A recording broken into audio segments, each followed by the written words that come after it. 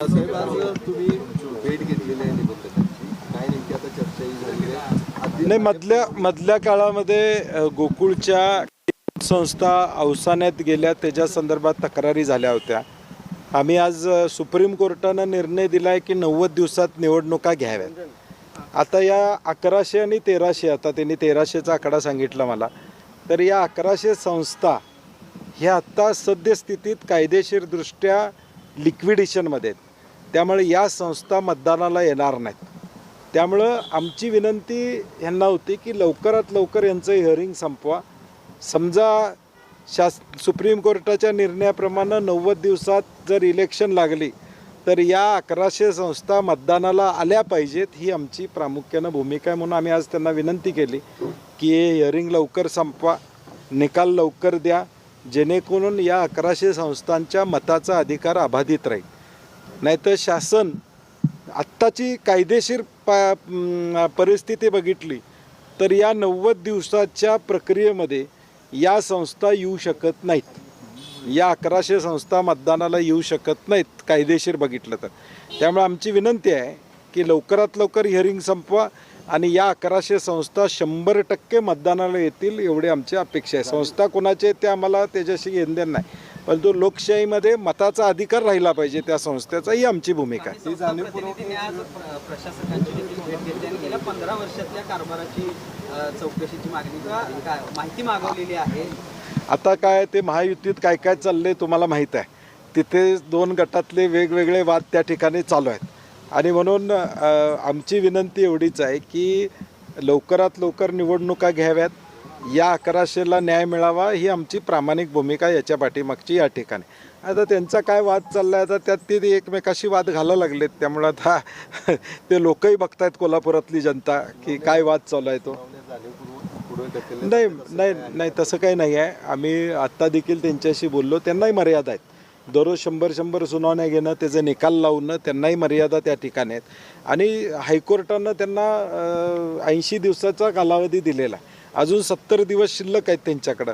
या 70 दिवसात त्यांचा निर्णय लागेल अशी आम्हाला खात्री आहे. 90 दिवसांपेक्षा अधिक टाइम मागण्यासाठी सर्वोच्च न्यायालयात जाणार आहे. नाही, हे 1100 संस्था मतदानास पात्र करायचे असतील, यांचा हक्क अबाधित ठेवायचा असेल तर या 90 दिवसात होईल असं मला काय वाटत नाही.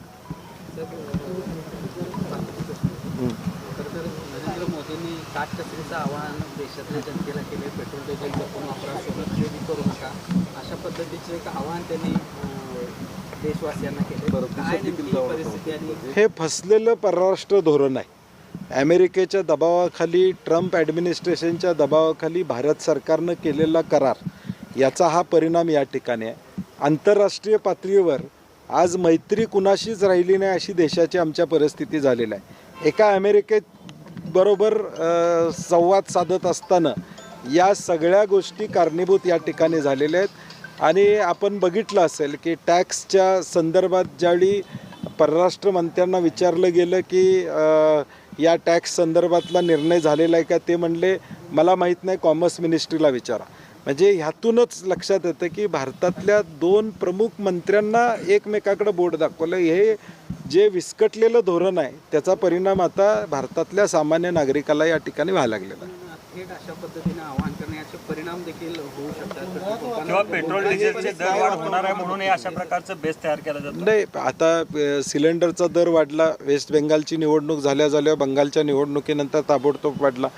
पेट्रोल डिझेल देखील आज तुटवडा आहे.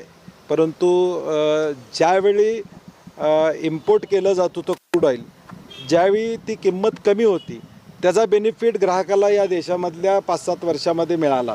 परंतु आता तुमच्या चुकीच्या धोरणामुळं धोरण चुकलेलं आहे आणि त्याचा फटका ज्यावेळी सरकारला बसतोय त्यावेळी ते लोकांच्यावर ढकलणं आणि एक पॅनिक निर्माण करणं. म्हणजे ज्यावेळी पंतप्रधान बोलतात त्यावेळी पॅनिक निर्माण होतो. म्हणजे ते काय का कोविडमध्ये थाळी वाजवा म्हणले तसं असलं तर आम्हाला माहीत नाही. पंचगंगा नदी प्रदूषणाचा मुद्दा एक गंभीर असतो, कारण शिरोळ तालुक्यात म्हणजे इचलकरंजीपासून अगदी कृष्णा नदीच्या संगमापर्यंत पूर्णपणे जलपर्णी पाहायला मिळते आणि दूषित पाणी, काळं पाणी आता दिसते. कसं आहे सरकारनं, मला वाटते मागच्या वेळी देखील आम्ही काही DPR तयार केले होते. इचलकरंजीमधनं जे प्रदूषण या ठिकाणी होते त्याच्या संदर्भातला देखील त्यांना जागा मिळावी, तिथं ETP प्लांट तयार करावा या पद्धतीचा प्रस्ताव पूर्वीच्या काळामध्ये होता.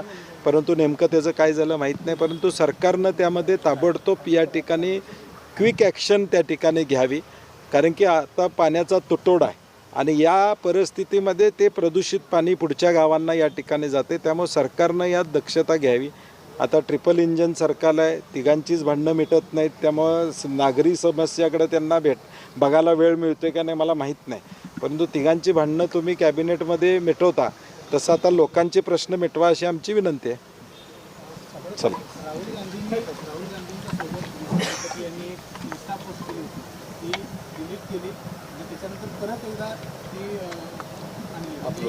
दबाव टाकण्याचा म्हणजे एकूणच मेटावर त्या ठिकाणी दबाव आहे का अशी अवस्था त्या ठिकाणी आहे.